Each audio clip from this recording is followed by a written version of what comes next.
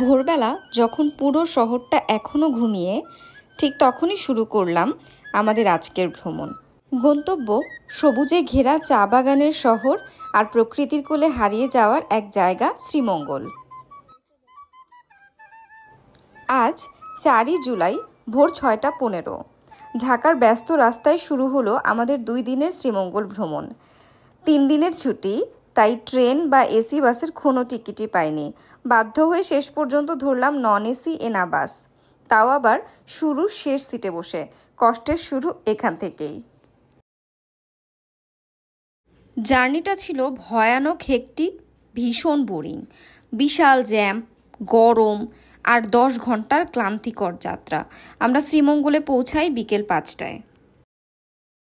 বাস থেকে নেমে একটা অটো ধরে চলে এলাম আমাদের গন্তব্যে, গ্রিন পার্ক টি রিসোর্ট।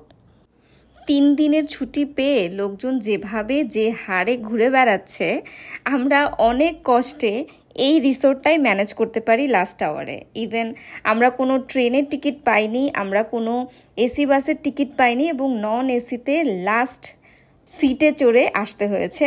সেই সাথে হোটেলও কোনো কিছুই নিজের পছন্দ মতো পাচ্ছিলাম না, অগত্যাই চলে আসতে হলো এই রিসোর্টে। বাই দ্য ওয়ে, এই রিসোর্টটা কিন্তু একেবারেই রিকমেন্ডেড না। যাই হোক, রিসোর্টে পৌঁছেই ফ্রেশ হয়ে বের হয়ে পড়ি। পুরো দিনের ক্লান্তি এক নিমিষে উড়ে যায় বিকেলে। বের হতেই চোখে পড়ল সবুজের রাজ্য। রাস্তা ধরে আমরা চলে যাই রসুই রেস্টুরেন্টে লাঞ্চ করতে। ক্ষুধার্ত অবস্থায় গপাগপ খেয়েছি, ভালো লাগবে এটাই স্বাভাবিক। বিকেলের এই ঘুরে বেড়ানোটাতে আরও একটু ভিন্ন মাত্রা এনে দিল আমাদের এই সিএনজিটা। ছাদখোলা এই সিএনজি আমি এই প্রথম দেখেছি এবং এই সিএনজিতে আমি প্রথম উঠেছি। আমার যে কি দারুণ আনন্দ হচ্ছিল, কি যে ভীষণ মজা লাগছিল, কি বলবো। এত সুন্দর রাস্তা, চারপাশে সবুজ, তার উপরে ওপর থেকেও বাতাস আসছিল আর আশপাশ থেকেও বাতাস আসছিল, ছাদ খোলা। এই অবস্থায় আমি আসলে সিএনজির ভেতরেই দাঁড়িয়ে তারপর বাতাসগুলো ফিল করতে পারছিলাম। এক ডিফারেন্ট টাইপ অফ ফিলিংস। তো প্রথম দিন বিকেলে আমরা ঘুরে বেড়ালাম রাবার বাগান, চা বাগান দেখছিলাম। নীলকণ্ঠ টি হাউসে গিয়েছিলাম, সেখান থেকে 7 লেয়ারের চা খেলাম, একেবারেই টেস্টলেস, চিনি। যাই হোক, জাস্ট পিকচার ফ্রেন্ডলি একটা চা। আর তারপরে বধ্যভূমিতে ঘুরে বেড়ালাম সন্ধ্যায়। রাতের বেলা সবাই মিলে চষে বেড়ালাম পুরো শ্রীমঙ্গলটা। অটোতে করে ঘুরছিলাম, বাতাস খাচ্ছিলাম, সেই সাথে বিভিন্ন জায়গায় বসে খাওয়া দাওয়া, চা কফি, জুস, আড্ডা, বাতাস, গান, কত কিছুই হচ্ছিল। পরদিন সকাল 9:30টার মধ্যে নাস্তা সেরে আগের দিনে সেই সিএনজি মামাকে নিয়ে বের হয়ে পড়ি একের পর এক স্পট ঘুরতে। সর্বপ্রথম আমরা যে জায়গাটিতে যাই সেটা নিঃসন্দেহে শ্রীমঙ্গলের সবচেয়ে সুন্দর জায়গাগুলোর মধ্যে একটা, নূরজাহান টি গার্ডেন। ছবির মতো সাজানো জায়গা, যেখানে যত খুশি ছবি তুলেছি, দৌড়াদৌড়ি করেছি। আর মজার ব্যাপার, হঠাৎ এক পশলা বৃষ্টিও পেয়েছি। আমরা ভিজে একদম দারুণ মজা করলাম। প্রকৃতির এই ছোঁয়া সত্যিই ভোলার মতো না। এরপর চলে এলাম মাধবপুর লেক। চারপাশের নীল জল আর ফুটন্ত হালকা বেগুনি রঙের পদ্ম ফুল দেখে চোখ জুড়িয়ে গেল। লেকের পাশে একটা বাঁশি বাজানোর লোক ছিল। আহ, কি অপূর্ব মুহূর্ত, যেন সিনেমার দৃশ্য।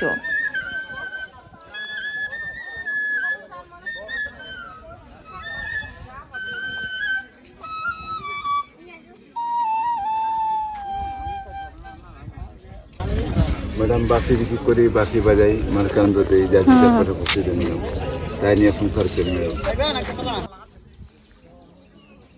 বাজান আপনার বাঁশি, সুন্দর লাগছে।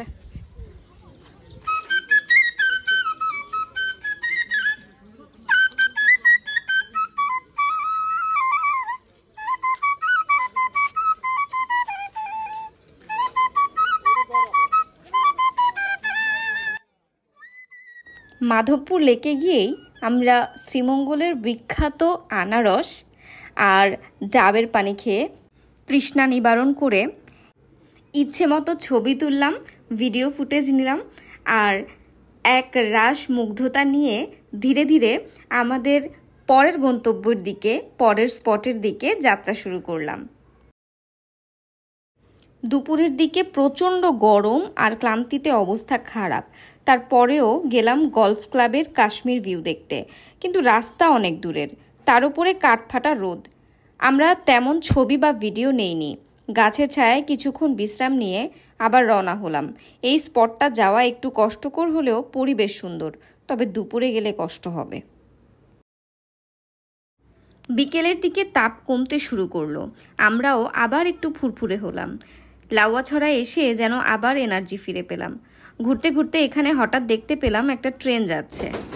সেই আওয়াজ, প্রকৃতির মধ্যে ট্রেন চলার দৃশ্যটা ছিল অবিশ্বাস্য সুন্দর। ইতোমধ্যেই সবাই মিলে ঠান্ডা পানি দিয়ে হাত মুখ ধুয়ে নেই, ফ্রেশ হয়ে নেই, ওয়াশরুমের সুবিধাও ছিল এখানে। তারপর বহু কষ্টে বহু ভিড় ঠেলে ট্রেন লাইনে নিজেদের মতো করে অনেকগুলো ছবি তুললাম। ফেরার পথে একটা হোটেলে থেমে খেলাম সাতকরা দিয়ে গরুর মাংস, বোম্বাই মরিচ দেওয়া ডাল, সাথে ভাত। আহ, সে কি যে স্বাদ! শরীরের ক্লান্তি যেন নিমিষে দূর হয়ে গেল। সত্যি ট্রিপের শেষে এই খাবারটা আমাদের ভ্রমণকে আরও স্মরণীয় করে তুলল। হোটেলের নামটা এই মুহূর্তে আর মনে করতে পারছি না। তো যাই হোক, এই ছিল আমাদের 2 দিনের শ্রীমঙ্গল ভ্রমণ। কিছু কষ্ট, অনেক আনন্দ আর অসাধারণ স্মৃতি নিয়ে এবার আমাদের ফেরার পালা।